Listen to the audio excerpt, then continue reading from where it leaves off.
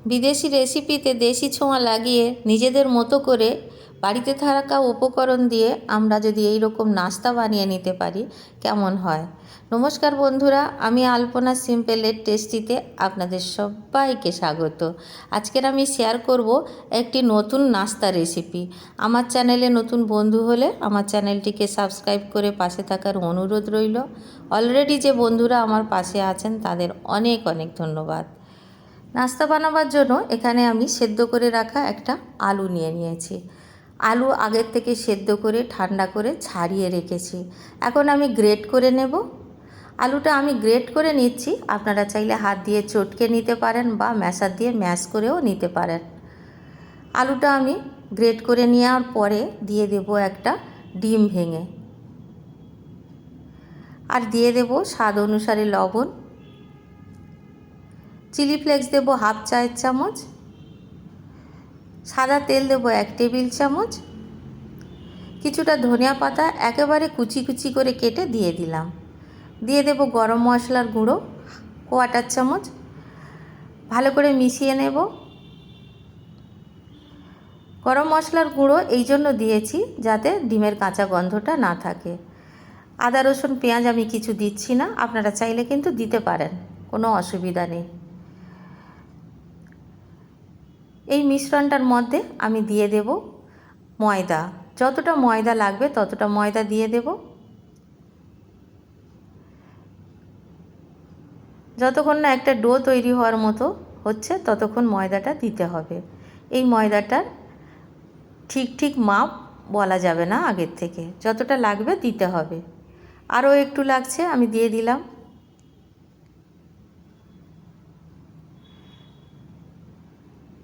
খুব ভালো করে মেখে একটা ডো তৈরি করে নিয়েছি। আর দেখে নিশ্চয়ই বুঝতে পারছেন কতটা চটচটে হয়। এইরকমই নরম ডো তৈরি হবে। দিয়ে দেব রিফাইন্ড তেল।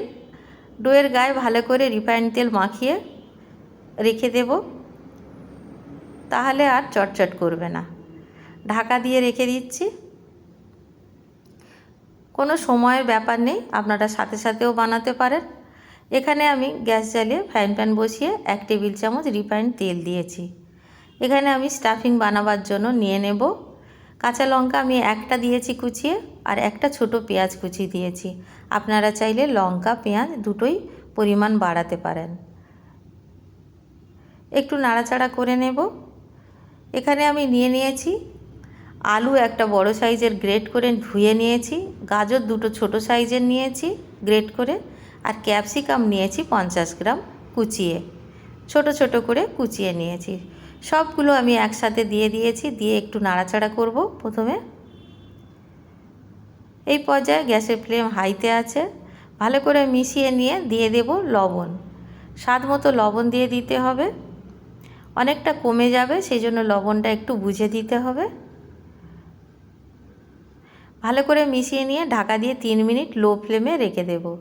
3 মিনিট পর গ্যাসের ফ্লেম বাড়িয়ে দিয়ে খুব ভালো করে নাড়াচাড়া করে নেব।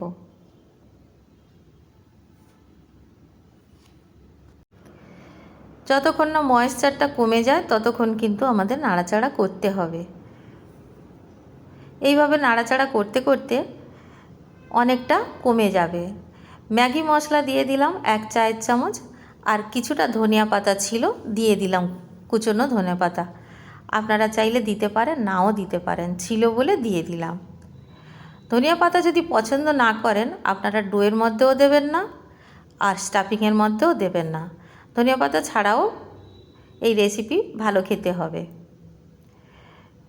খুব ভালো করে এইভাবে নাড়াচাড়া করতে করতে একদম ময়েশ্চারটা কমে গেছে। দেখে নিশ্চয়ই বুঝতে পারছেন কতটা কমে গেছে। এখন আমি নামিয়ে নিয়ে একটা প্লেটে ঠান্ডা হতে দেব।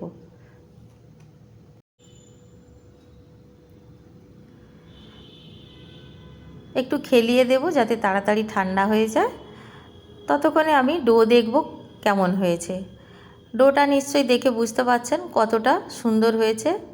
একেবারে সফট, কিন্তু হাতে আর লাগছে না।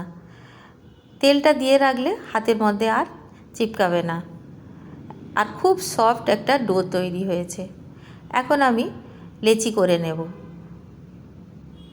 পুরো ডোটাকে আমি 4 ভাগে ভাগ করে নেব।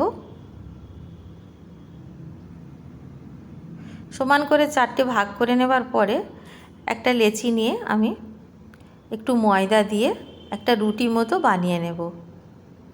এইভাবে হাতে নিয়ে গোল করে নিয়ে তারপরে ময়দা দিয়ে বেলবো। যতটা ময়দা লাগবে দিতে হবে, যেহেতু আমাদের ডোটা নরম আছে। এই নরম থাকার কারণে ডোটা আমাদের যে নাস্তাটা হবে নাস্তাটাও কিন্তু নরম হবে।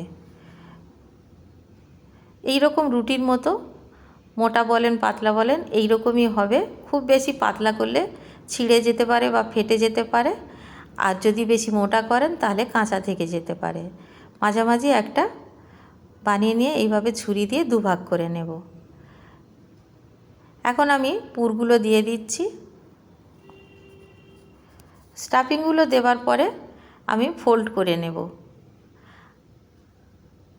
এইভাবে আমি বানিয়ে আপনাদের দেখাচ্ছি।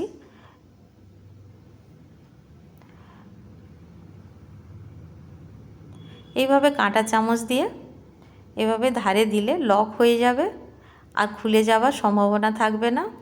প্রথমে আমি হাত দিয়ে তো চেপে দিয়েছি, দেখে বুঝতে পারছেন ধারগুলো চেপে চেপে দিয়েছি। আর এখন আমি কাঁটা চামচ দিয়ে এইভাবে কত সুন্দর বানিয়ে নিয়েছি। দেখুন কত সুন্দর দেখতে হয়েছে। এইভাবে আমি অন্যটাও বানিয়ে নেব।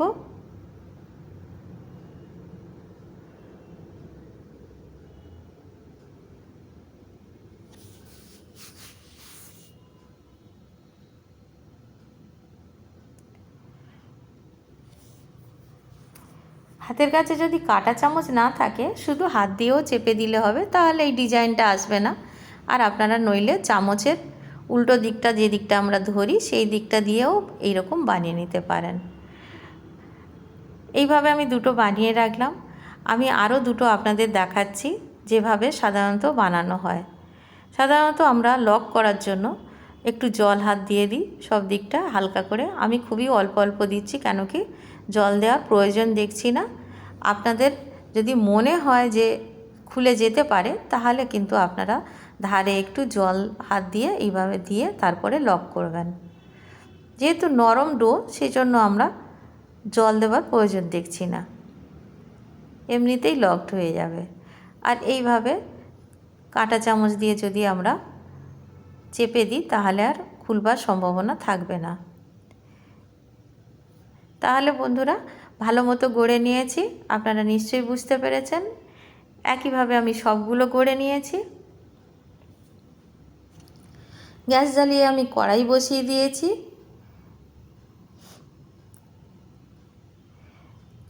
দিয়ে দেব রিফাইন্ড তেল ভাজার জন্য যতটা লাগবে।